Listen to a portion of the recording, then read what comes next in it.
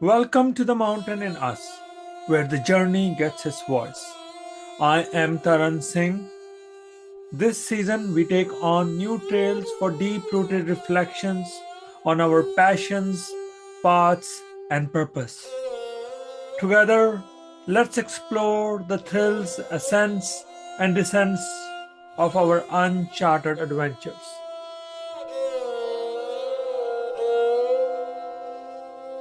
Hello, everybody. Today, our guest is Tryshna Malonzo, a Filipino-American poet, educator, and a community activist. We are here to chat about the power of ink, roots, and redemption. Welcome, Trishna. Thank you for having me. It's a true honor to be here. So thank you. Yeah, thank you for making time. And we're just going to kick off right from your name. It's an easy question or an easy way to begin the story. What is the mantra behind your name? And give us the story how you were coined. Yeah, so my mom, she was 10 years old when she heard the mantra Hare Krishna. She had heard it from a Filipino singer singing it through the TV, and it stayed with her. She just thought how beautiful. And it stayed with her until she had me. Um, and she wanted to make Krishna a little more unique, and change the K and the I to a T and a Y to make my name Trishna, without her knowing that that name would actually also mean something else. And yeah, and so she just loved that name so much and it stuck with her, and she even told me there was no question about what she would have named me. And then later on in life I kind of learned what else my name meant too. So Yeah, which is which mhm, is which is the power of divine, right? Hare means the power of divine, and mhm. and sometimes it just happens, right? We pick up things and they show up in life, and and what a beautiful way to have a beautiful name. Uh, Yeah. and your nana from your mom's side also played a pivotal role in your life growing up in the Bay. He was one of your rock star and a rock in your life. Talk to us about the relationship between your mom, your grandfather Lolo, as they say in the Filipino language. Talk to us Mhm. a little bit about that and how he unfolded as the rock in your life. Yeah, so I mean, I grew up in multi-generational homes. My parents were immigrants from the Philippines, and so growing up, when my parents were working, my grandparents took care of me. And my Lolo, he was a very quiet man. I don't think he said much.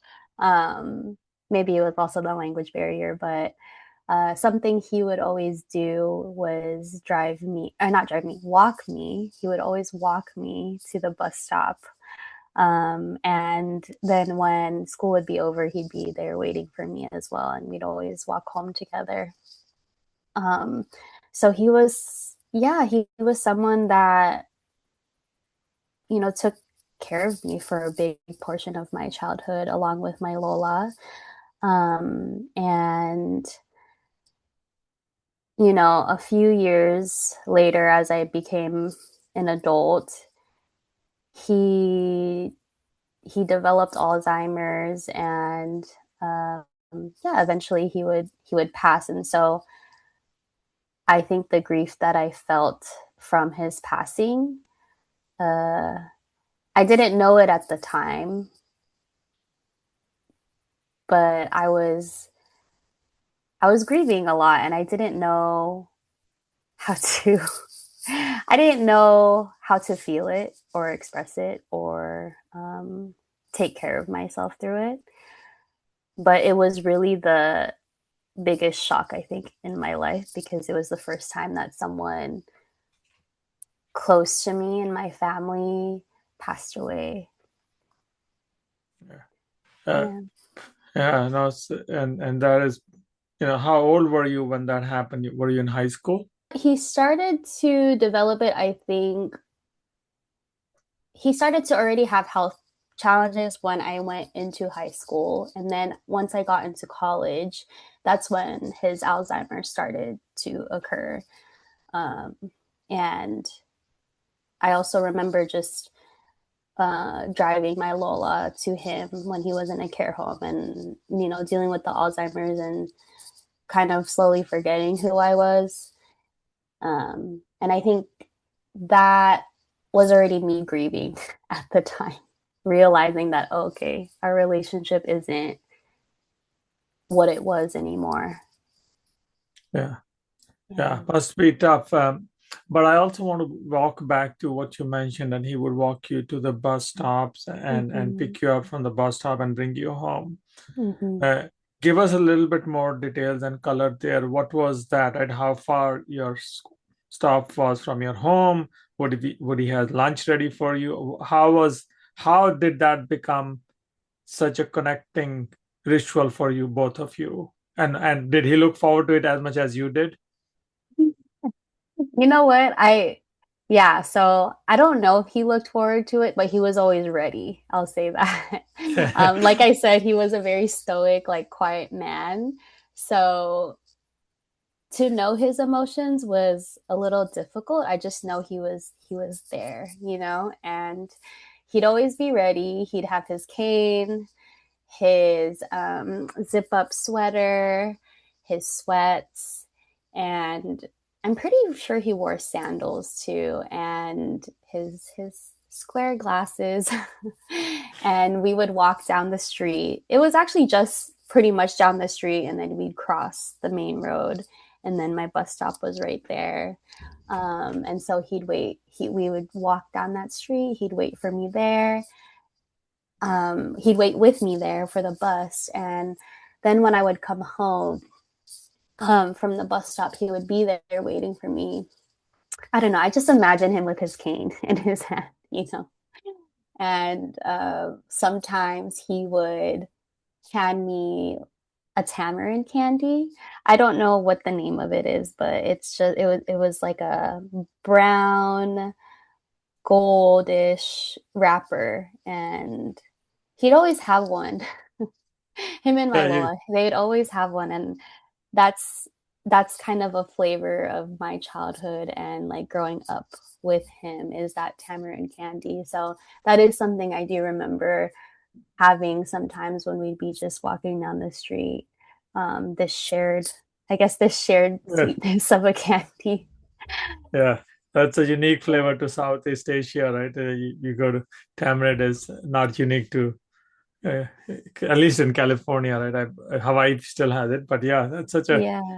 such a unique way to experience that. Mhm. And you mentioned that he when he was in care, how I know you mentioned that he was not aware of who you were, but you became more aware of who he was at that time. And Mhm. as an adult, especially, you were grieving, but when in that mode, how what was happening in Trishna as she saw that this rock of her life is no longer going to be with him in her next adventures of life. Oh, yeah. Hmm. When I think about how I was feeling at the time, um, I don't think I fully knew the extent of the grief I was feeling, but I just do remember going into the care home with my dad first, and he told me, "I just want you to know when we go in, it's gonna be really sad in there." I've never been in a care home, and so I walk in, and then I go into his room, and I see him laying there. Um, and yeah, it was a big shock to me. I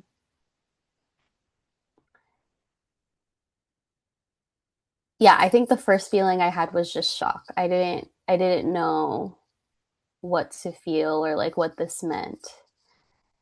And then And then I remember the next visit that I had was with my lola. I drove her there. That would soon become a routine or ritual of ours too, is coming there and having lunch with my lolo. And I remember that one occasion where she said, "Oh, your granddaughter's here," and this is all in Kapampangan. So she was like, "Your granddaughter's here.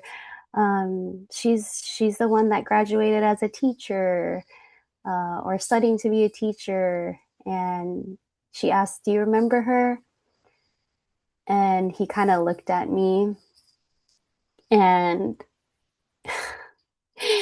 he actually he said one of his ex-girlfriend's names. And then my Lola was like, "No, that's not." She was like, "What?" Yeah, it was very funny, and it was a funny moment, but it was in that moment where I'm like, okay, he doesn't remember me. And yeah, everything just moved very fast. So I think the gravity of it just didn't really fully hit me until later. But um, yeah, and then, and then I think one of the very last visits I had, the nurses just told me he has to eat. He if he doesn't eat, then it's going to be towards the end. And that was the very, very real moment for me, because he just wasn't eating, and we tried. And then that's when the next, like, time happened where I got the phone call. um, and then that's when it all kind of came crashing down on me. I just remember actually crying in my car. I just came out of a doctor's appointment, and um, my mom had been the one to call me to tell me. And I was just crying in the car. And yeah, I was bawling. And I think that was just when it hit me, like, okay, like, he's passed now. So um Yeah, yeah. yeah. It's very touching, but the roots he gave you are, timeless, and that's, I think, is evident in your spark. Um, Yeah. I want to move to a little bit to your journey when from when you were in college, and going from the valley of darkness to this mountain in you that you started to climb, from Captain Malonzo to Captain Tryshna Malonzo. Expand this for us, and that's such a unique way of how you collected yourself and started walking on your own mountain. uh, it just shows the power in you. Can you expand for us what was it going through that journey from Captain Molenzo, and maybe just tell us a little bit about those names too, and now to Captain Trishna Molenzo. Okay. I laugh because the way Captain Malonzo was termed in college, uh it was so the way I even got the term Captain Malonzo is because there's a rum drink called Captain Morgan. Uh, and I would actually be carrying that around at parties. And I was a very just loud person that just wanted everyone to have fun. Um, and I also turned a lot to substances to have fun, and I would probably say subconsciously mask a lot of pain and grief that I had been dealing with at the time, and actually just throughout my life. Um, that, you know, substances were actually something that carried me from teenage to adulthood. So the term Captain Malonzo actually came from my friends dubbing me as Captain Malonzo. Because I would just set the tone for parties, I guess. Um, but I think the becoming of the full, Trishna Malonzo, and just steering my whole life is um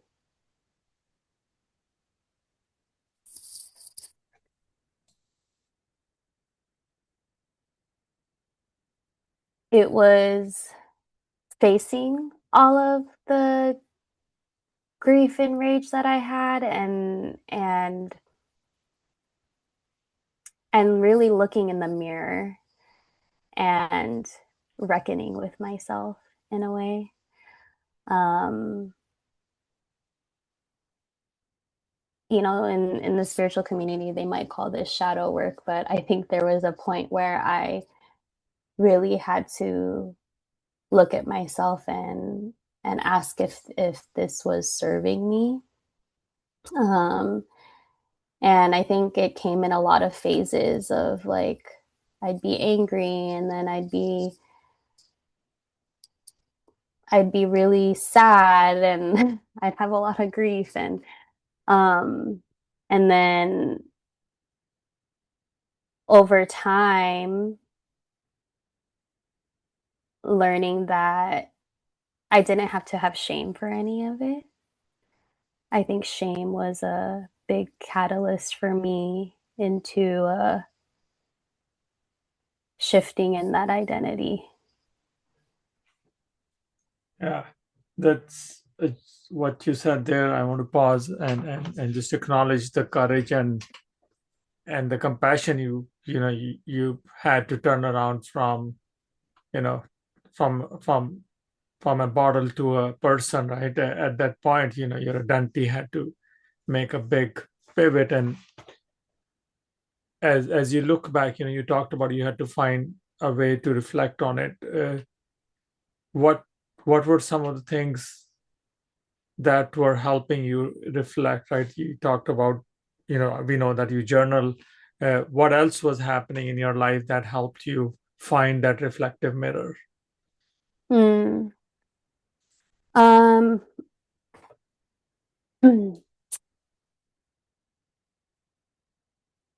so I'll just kind of reference again the my Lola for a little bit here.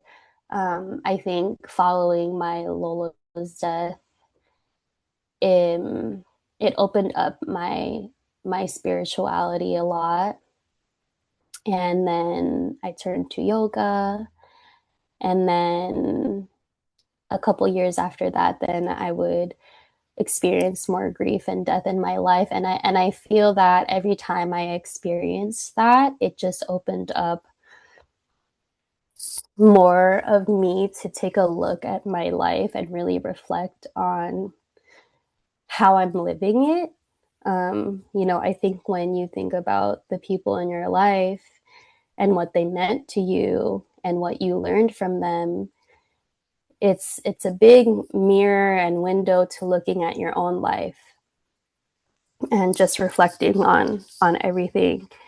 Um, so I would say yes, journaling was a huge one for me that allowed me to express myself in a lot of ways, and yoga was also a place where I could find stillness and understand my body and what I was feeling, because I felt really disconnected from my body for a really, really long time. And I hadn't known it until I just sat with myself and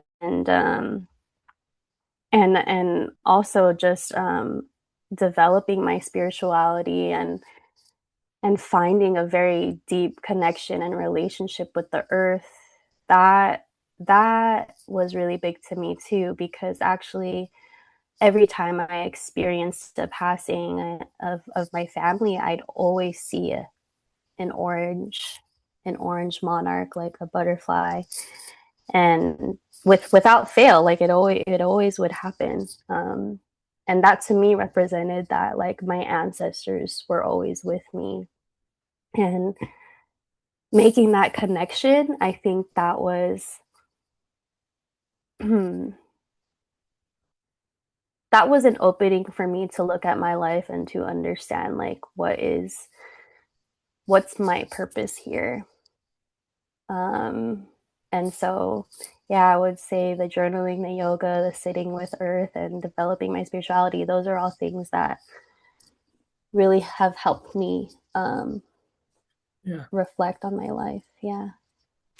And that awareness journey, the shift in that awareness journey, right, and that you talk about, and you gave a good glimpse onto it, is how does one remain honest to it, right? In life, we go through these up and down. How is Trishna remain honest to it?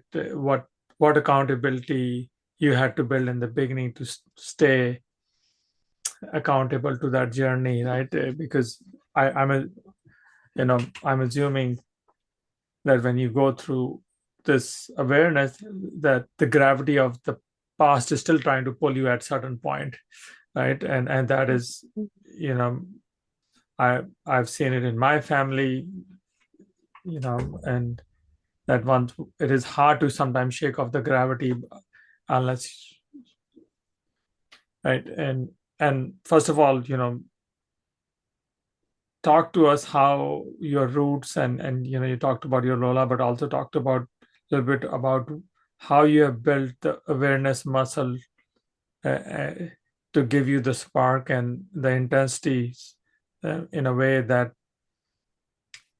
you have that you are steering your ship of this awareness and rootedness with the nature and your own belonging in the space of earth. Hmm. And is How do there I build a and oh, go ahead. yeah, no, I was saying, like, is there something that you do daily in your journaling ritual, or is something that you have built in your life now, that hey, this is where I've drawn the line, this is what Trishna is going to do, and this is what Trishna is not going to do, or you're still like, I'm just going to figure it out as a butterfly? Yeah, um, I think I'm just becoming more grounded in that. I think before this, it was just a lot of like learning and like you said, like a butterfly, and a lot of death and rebirth had to happen. And I think I am at the point now where I have built a more solid foundation and knowing my roots, and what that means to me.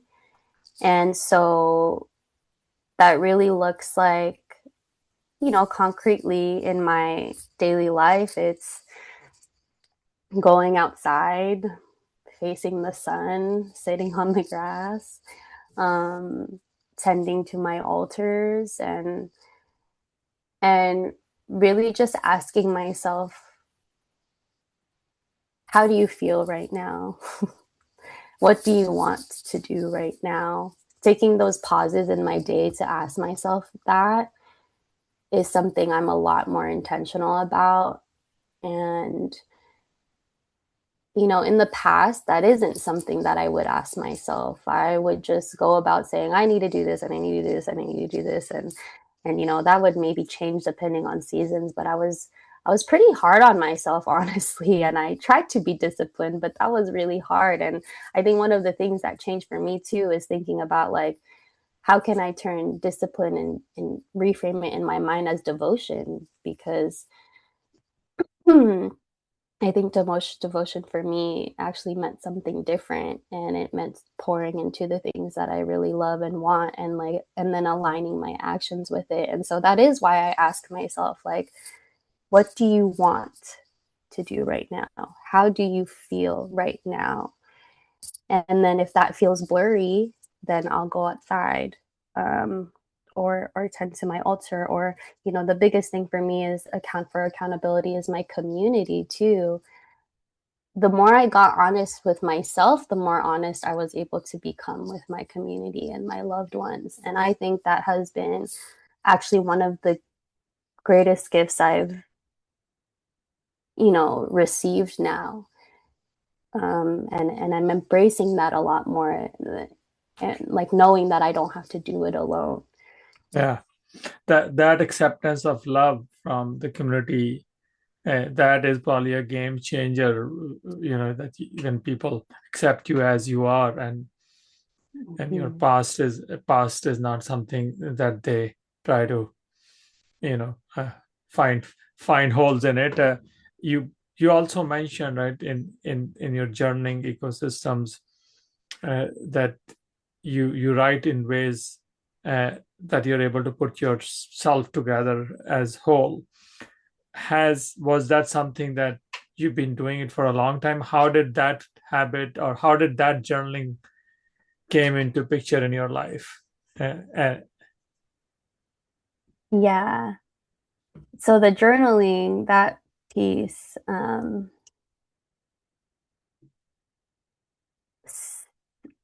I've actually really loved writing all of my life. I'd always tell people that, you know, English and language arts and all those classes, they were my favorite classes. And it wasn't until the pandemic started that I leaned onto writing and journaling again. I think at the time, obviously at that time, we were all home. We were all just, I don't know, kind of stuck in our homes. Not stuck, but we were in our homes. And um, that gave me time to really reflect and sit with myself, and yoga was something that I did do, but journaling helped me get things out the way I wanted to. And then over time, I think that started to gradually build, and it made space for all the things that were coming up in my life without me feeling like I needed to filter myself. And I think that's the biggest thing that journaling and ink does too, is that you can show up however you want to when you journal or write. Um, and you can allow every part of yourself to speak, if you just let it, right? It's giving ourselves permission to. And I think that, like, giving myself permission to let all of these parts speak and have a voice and have space, that was the greatest thing I can do for myself, because it allowed me to see that all of these versions, all of these parts of me, it's what makes me me. And I can be proud of that, and I can embrace myself as a whole person because I'm able to recognize all the things that I am now, all the things that I have been, and all the things that will carry me forward. So journaling has definitely yeah, been, yeah, that for me. yeah. What a great insight. All the things I have been, and all the things, the past, present, and the future, all connected through a dot in the ink. Uh, Mm-hmm. from journaling to performer, right?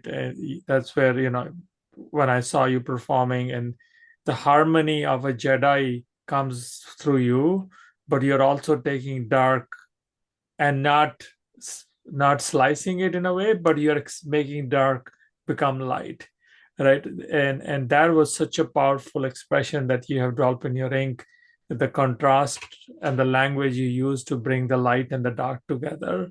How is that Mm. recipe being cooked at Trishna's home? I want to know a little bit more about that. What is happening that you're able to cook diet and light together and harmonize it so well on a stage? Do you practice, and give us a little bit about how you prepare for a performance, how you write, and how does this all gel together in your heart and soul? Oh man, yeah. How does it get to that point? I don't even know. Just kidding. Um, um, it's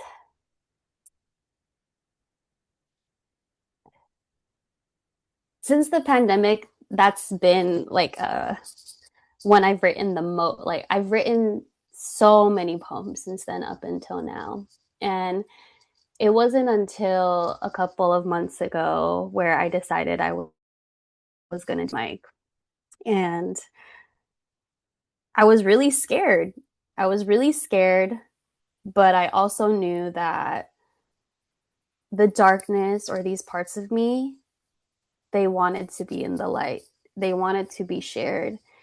And so who was I to take that away from them, right? So I stepped into the fear, and did my first open mic, with Chopsticks Alley Art.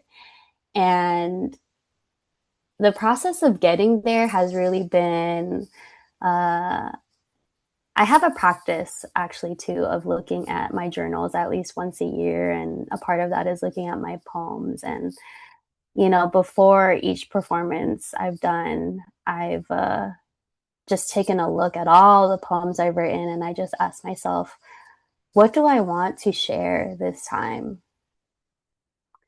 And, you know, I think it aligns with just what I'm feeling in the moment. That's how I kind of uh, find the intention of what I want to share with the world. So I'll just kind of scroll through all the poems and I'll be like, oh, okay, like this really speaks to me right now. And this really speaks to me right now. I might pull like 5 to 8 poems, honestly, at one time. And then I'll take a look at it. I'm like, okay, I'll read it over and over again. I'm like, okay, what resonates with me? And then I'll get to the performance and then I don't know what it is. Something will just click in me where I'll look at the five and I'm like, okay, these two go together, and this is what I'm gonna speak about today. Um, Yeah. and yeah, Whatever you're doing there, keep doing it because the presence and the intensity you bring and the connection with the audience, right? That I I was there in the audience. It was that we couldn't we we didn't want it to end. We wanted to hear more from you, right? And we were in the spell, uh, and that and it took us a while to understand which part of the dark and the light was together. Uh, but mm, uh, but uh, I admire how you're able to pull that and get that journal, keep your log of journal as an inspiration to get to enthrall us as an audience. And I look forward to hearing you again on other open mics. But I'm going to uh, ask you to, at the end of the podcast, before I ask you my last question, to maybe give a snippet of a poem that you want to share with our audience. mhm. Uh, but my other question that I want to ask you is, when are we going to see a book coming out of Krishna? Is that in the is that in the making, or are you holding yourself off on that one still? Oh man, it is in the process. I've never done it before, but I do have a document I've been trying to edit and work on. So I do hope that will be soon. Um, Maybe within the next year or two. I'm hoping within the next year actually, but yeah, it is in the process. It's been something I've been dreaming and wanting to do. So Yeah, no, you should, and it's a gift to not just to you, but to all of us on our journey to reflect and look at Trishna, the divine Trishna, in a way, and and and learn from our journeys, but also connect to each other as humans. Um, yeah. Before I let you go for the day and get to your long weekend, I would love to see if you have something that you wanted to share with our audience, poem, words of advice, whatever comes to your mind. That would be fantastic. Yeah, I did pull out a couple of, so the process I described earlier, I kind of did that before this. Awesome. Please go ahead. Please go ahead. Yeah, okay, so I have kind of a two two poems that will mesh in together. So uh, this first one is reclamation. Um, Sometimes reclaiming your life is going back to your roots and see where things have rotted, where things need tending, where things have flourished, and where it needs to go next. Reclaiming is Reclaiming your life is looking at the ecosystem and understanding what plants have added life to it or made it decay. Reclaiming your life is knowing that you have all the elements around you to support you. It's just about reaching out for help. Reclaiming your life is understanding what's yours and what isn't. And rotten roots doesn't mean you have to start over or that you're dead. It means that you have a chance to repot yourself and see how you can change to continue to thrive and grow. And this goes into, so how do I choose to see life?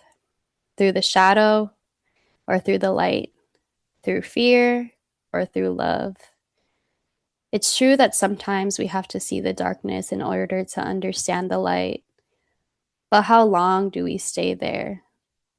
Who do we call upon to help us?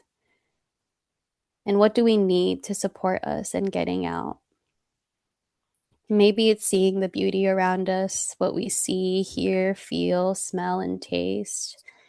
Maybe it's looking and thinking about our loved ones and the humanness and joy they bring into our lives. Maybe it's thinking about all of the memories that make us feel safe and alive. What if we just took a moment to be here, to let go of the spirals our mind takes us? What if I did better? What if I didn't do enough? What if I did this? What if that didn't happen? What if this happens? I rob myself of what's here in front of me, the step I take to move down the path. You see, I don't know exactly where I'm going, but if I keep looking back and constantly look forward, I'll miss what's in front of me.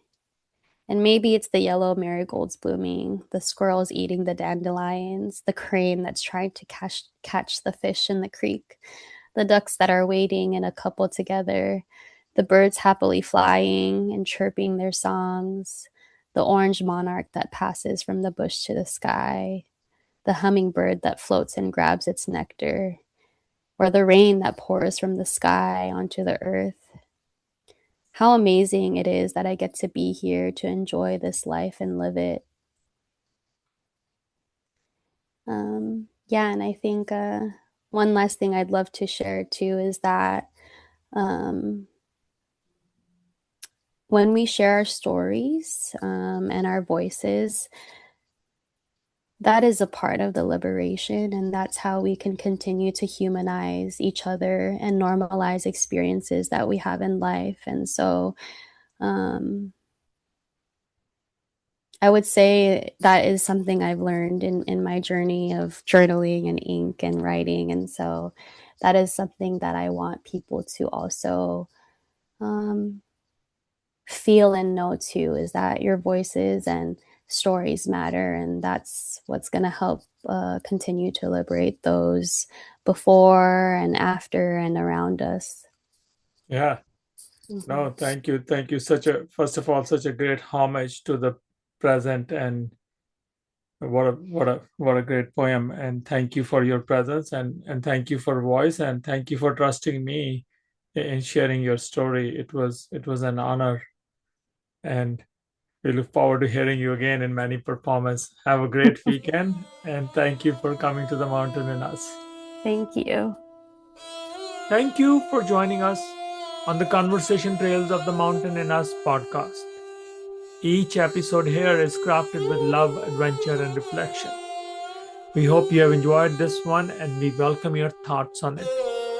And if you want to be on the show, feel free to reach out.